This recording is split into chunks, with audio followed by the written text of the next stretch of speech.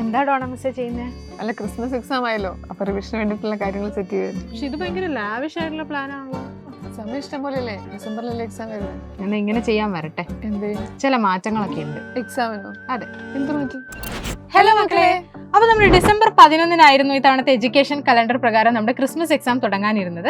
പക്ഷേ ഇത്തവണ വലിയ മാറ്റങ്ങളാണ് നമ്മുടെ ക്രിസ്മസ് എക്സാമിന്റെ ഡേറ്റിൽ വരാൻ പോകുന്നത്. കാരണം നമുക്കറിയാം, ഈ വരുന്ന ഡിസംബർ 9, 11 തീയതികളിൽ 2 ഘട്ടങ്ങളിലായിട്ടാണ് നമ്മുടെ തദ്ദേശ തിരഞ്ഞെടുപ്പ് വരാൻ പോകുന്നത്. അതുപോലെ തന്നെ ഡിസംബർ 13 വോട്ട് എണ്ണൽ പ്രഖ്യാപിച്ചിട്ടുള്ളത്. അപ്പോൾ ഈ ദിവസങ്ങളിൽ എന്തായാലും ക്രിസ്മസ് എക്സാം നടത്തുക എന്ന് പറയുന്നത് പോസിബിൾ അല്ല. കാരണം മിക്ക തിരഞ്ഞെടുപ്പ് കേന്ദ്രങ്ങളും സ്കൂളുകളായിരിക്കും, അധ്യാപകർക്കെല്ലാം ഇലക്ഷൻ ഡ്യൂട്ടിയും ഉണ്ടായിരിക്കും. അപ്പോൾ ഈ ദിവസങ്ങളിൽ ക്രിസ്മസ് എക്സാം നടത്തുക എന്ന് പറയുന്നത് ഒരിക്കലും പോസിബിൾ ആയിട്ടുള്ള കാര്യമല്ല.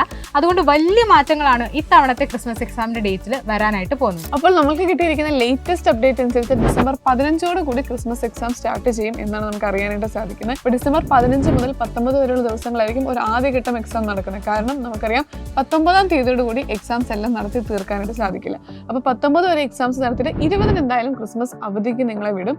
അപ്പം അതിനുശേഷം നമ്മൾ ബാക്കി എക്സാംസ് നടത്തേണ്ടതുണ്ട്. അപ്പോൾ അതുകൊണ്ട് ഒരു ഡിസംബർ 28 കൂടി അവധി കഴിഞ്ഞിട്ട് 29 മുതൽ 31 വരെയുള്ള ദിവസങ്ങളിൽ 2ാം ഘട്ടമായിട്ട് ബാക്കി എക്സാംസ് നടത്താനുള്ള ഒരു സാധ്യതയാണ് ഇപ്പോൾ നമ്മൾ മുന്നിൽ കാണുന്നത്. അതെ. പിന്നെ മറ്റൊരു സാധ്യത കൂടെ മുന്നോട്ട് വെക്കുന്നത് ഡിസംബർ ആദ്യം തന്നെ പരീക്ഷ തുടങ്ങാം എന്നുള്ളതാണ്. അതായത് ഡിസംബർ 1 മുതൽ ഡിസംബർ 5 വരെയുള്ള ദിവസങ്ങളിൽ കുറച്ച് പരീക്ഷകൾ നടത്തിയതിന് ശേഷം ബാക്കിയുള്ള പരീക്ഷകൾ ഇലക്ഷന് ശേഷം നടത്താമെന്നുള്ള രീതിയിലുള്ള ഒരു സാധ്യത കൂടി മുന്നോട്ട് വെക്കുന്നുണ്ട്.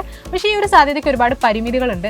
കാരണം ഇലക്ഷൻ ആവശ്യങ്ങൾക്ക് വേണ്ടിയിട്ട് സ്കൂളുകളിൽ പ്രിപ്പറേഷൻ നടത്തേണ്ടതായിട്ടുണ്ട്. അതുപോലെ തന്നെ ഈ ദിവസത്തിനുള്ളിൽ നമ്മുടെ ക്രിസ്മസ് എക്സാമിനുള്ള പോർഷൻസ് പഠിച്ച് കഴിയുമോ എന്നുള്ളതിലും സംശയമുണ്ട്. അപ്പോൾ നമ്മൾ എന്തായാലും പ്രതീക്ഷിക്കുന്നത് ഡിസംബർ 15 തന്നെ എക്സാം തുടങ്ങും എന്നുള്ളതാണ്. അപ്പോൾ 15 എക്സാം തുടങ്ങുന്നത് എങ്കിലും, അല്ലെങ്കിൽ ക്രിസ്മസ് അവധി ഇതിനിടയ്ക്ക് വരുമല്ലോ എന്നൊക്കെ നിങ്ങൾ ചിന്തിച്ചു കഴിഞ്ഞാൽ നിങ്ങൾക്ക് ക്രിസ്മസ് എക്സാം കുറച്ചധികം ബുദ്ധിമുട്ടാകാനായിട്ടുള്ള സാധ്യതയുണ്ട്. കാരണം ഓണം എക്സാം പോലെയല്ല, ക്രിസ്മസ് എക്സാമിനെ സംബന്ധിച്ചിടത്തോളം നമ്മുടെ ഹയർ സെക്കൻഡറി ബോർഡാണ് ക്വസ്റ്റ്യൻസ് ഇടുന്നത്.